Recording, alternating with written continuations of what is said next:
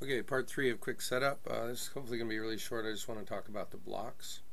So earlier I showed you how we created a common content HTML block on the left, and that included a link to resources and forums.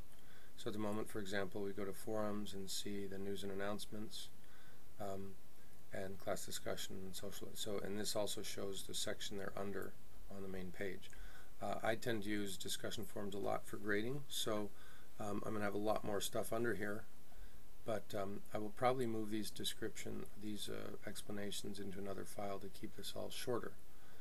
And but by having this link here on the left for all forums and for resources, I don't need this activities block. So I'm going to go ahead and remove the activities block. And in addition, I'm going to show you the blocks that I care about. I added this one, which is course information. I think probably after the first couple of weeks I would just delete this because students know and they can read about it anytime by going to the course information. But let's look at each of these blocks. Activities I just deleted, so we don't need that. Blackboard Collaborate is actually formerly known as Illuminate, so ironically we have a Blackboard item within Moodle because Blackboard bought Illuminate. I'm not using that. I don't even know what kind of license we have, so I'm not going to worry about that. But if you were scheduling weekly meetings with your students, you could do it that way. Blog menu, if you have blog assignments for students, you may want to add that. And tagging of blogs, again, blogging has a place. The Moodle blog has always been a little bit up and down, but there are lots of clever ways you can use that, and I invite you to Google more information if you like.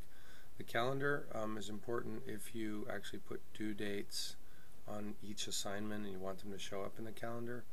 My feeling is that until the institution as a whole embraces the Moodle calendar and uses it for spring break and all that, it's kind of not all that useful, but it is if you want students to see highlights for upcoming things. In my case, I just say, look, this is due every Sunday, and you know that, and it's kind of indicated here on the course anyway, so I don't want the calendar. Some schools even require it. If you're a school that uses only Moodle, and you have the calendar, what you would do is put in all the institutional dates into the Moodle calendar, and then it would be a nice tie-in with due dates and spring break and Christmas and so on. Let's see. Community Finder comments, course completion status, courses. If you add the courses block, it allows students who are in multiple courses to get into them easily. And so I'm going to go ahead and put that, and I'm going to move it over to the lower left. So it's kind of out of my way. People are already going to have to scroll a fair amount, and most students are only in 4 or 5. So they'll just see a short list here, but then they can finish with your course and jump right to the other one, or if they're in more than one course in Moodle, they'll just finish one and hop over. And let's see what else. I've already added the HTML block. The GradeMe is a new experiment, not an experimental block, but it's an add-on that I really rallied for, and it should show when things have been turned in. It wasn't working well for me because I think I had some corruptions in classes that I copied semester after semester, which is the prime reason I'm actually building this shell from scratch rather than importing from a previous version. So I definitely want the GradeMe block here, and hopefully that'll really make it easier to figure out what I need to grade, because if you're not strict about due dates, that can be a real booger. And Moodle somehow has lagged behind Blackboard in making that easy for faculty. So let's see, the GradeMe latest news actually shows things that were in your news and announcements, kind of in reverse chronological order. I like to do an announcement once a week, so this will show the last couple, or if there's an event or what have you. So I'll just put that block up there so they notice what's going on. And I like online users. That way when someone's working at 2 or 3 in the morning, and they can see that other people are working at 2 or 3 in the morning, and it gives a sense of camaraderie, which is important, I think, with online classes especially, or even with the hybrids, to feel that you're not alone when you're working late at night, or hey, you're not alone working 8 in the morning. I also like to add people, and what I'll do is I'll put these people and online users blocks at the very top. I'll go up here, so that's kind of upper left is getting around the course, and upper right is the community of the course.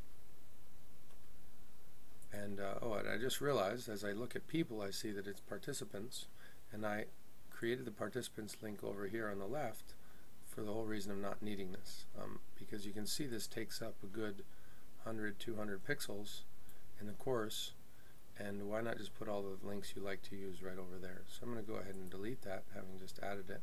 I'm going to leave the online users because that generates dynamically. It's also very useful in class. When you're in an in-person meeting and you want to see that everybody's logged in, you can say, okay, bang, bang, bang, bang, I've got 12 people there, that's good. What else? I've had faculty say that they like Quickmail. For my part, I just show people you can go to participants and mail anybody by going to their profile. But I'll show you what that looks like. We add it. And you've got different options for sending things out. If I want to send a message to everybody in the class, I'll use the announcements. If I'm in a hurry, I'll use the announcements and click the Mail It Now option, which I've just done to send a welcome this morning. But there's just lots of ways to do this. I don't want to go into it in part because I've got live students in this class, and that would be a FERPA violation. But I have had faculty say this is good, so if you would prefer to communicate with students that way instead of the standard Moodle messaging, go ahead and use that. For now, I'm going to delete it. Note that I'm just removing it from my course, not actually deleting it from Moodle. What else? Quickmail, quiz results, random glossary entry. If you use glossaries, that's actually kind of neat. If you have a glossary of, say, 100, 200 terms that you're using in your course, particularly some areas like web, you've got a lot of technical terminology, or I'm sure in anthropology or maybe in English. It just maybe will pop up one every time you load the page, and that's kind of neat. So if somebody's inquisitive or they read a lot, it's just a chance to expose sort of the tip of the day. So if you have a good glossary, I would encourage you to add that. At the moment, I don't have a glossary in the shell because it's not course specific. And then I do like to show recent activity. It shows whether I've updated things or whether students have turned things in, just to get a sense of the motion of the course, especially with online stuff. I like to push on people that things are going on. So if you're not participating, something's wrong. And I want to see that activity from other people going on all the time. And sometimes I'll just log in and see, oh look, a couple of people turned in their homework. So even here, in this case, you can see that I made some updates. Of course, if I do a lot of work on my own course, suddenly that list gets really long. So what else do we have?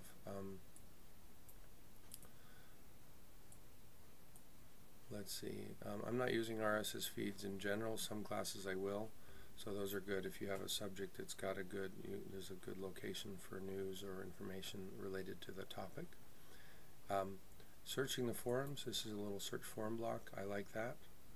It just looks like this. And what I'll do is actually move this over to the left. And I'm going to put it right, for now I'll put it above common content. Might want to put it below later on. I really require students to do a lot in the forums. All questions and discussion must be in the class discussion forum. So this provides, if you have a question about a particular topic, you could just search it in there. More useful if you have an active discussion forum with a lot of students. And let's see, we're almost to the end of that. Section links. This is an interesting one. You see how my course has all these sections. I'm up to 12. Well, section links give me a way to jump to them. So for example, I want to go to 12, bang, I'm right there. I'll show you if I move the window down so you can see kind of the whole browser window. I want to go to 8. 8 becomes the top one. So I actually do like this. It makes it easier. I want anything to avoid having students scroll all over. So I'm going to move this actually all the way to the top left. There's a lot of different ways. I mean, even in navigation, there's the course and there's the things within the course and so on. And so it's there's a little bit of inconsistency with the jump to with the 2.0. And you just kind of have to come to your own comfort level. Having watched students do this a lot, I notice a lot of them just scroll, and they scroll again and again and again, and that would drive me nuts. So I like to show people there's a lot of ways to get around to other areas of your course without scrolling. The most notable is the one you're working on, just collapse it. So if we're working here on Unit 3, collapse Unit 3, and that's the only one we have to worry about. And this is another reason I emphasize don't make this area big, because you shouldn't have people scroll down if they're just looking at one section. It should all fit on page. So finally, I think that's almost all of the blocks we have. Tags, we'd have to look at how that's different from blog tags. There's a lot of things that can be tagged, so you could put them in there. If I turn that on now, I don't believe it'll actually show any, or it does. So probably what it's pulling is tags from all over the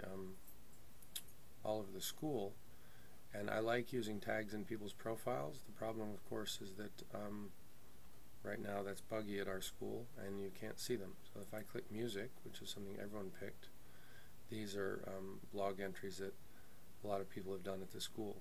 Now these are all, let's see, quite some time ago. So there's not really any teachers using blogs here. But if they did, and if you're tying to a larger community collaboration across the schools, those would come in handy. In this case we're not, unfortunately, so we're not going to use those.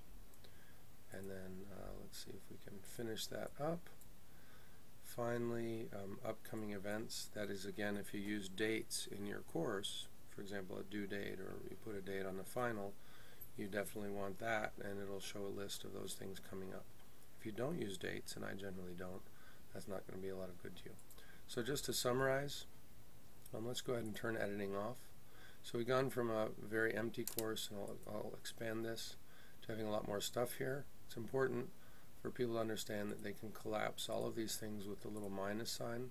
So if they're feeling overwhelmed, that's probably one of the first things to do, is collapse this. In fact, sometimes I advocate just showing the course with no blocks at all, and you can even dock these. So if I move down to where you can see this here, I can click here and all these things go up, over here. A little obscure. It takes 2 clicks then to go somewhere often instead of one. So I want to search forums, I have to do that, and then I can go in. That's not too bad, but it's a little more hidden. And that's something that students can control individually, so you would want to show them how that works, and that would you'd do well to have a Moodle tour or a crash course in using Moodle from a student perspective. And of course every teacher is going to set this up a little bit differently. So I'm going to undock all of that, undock all,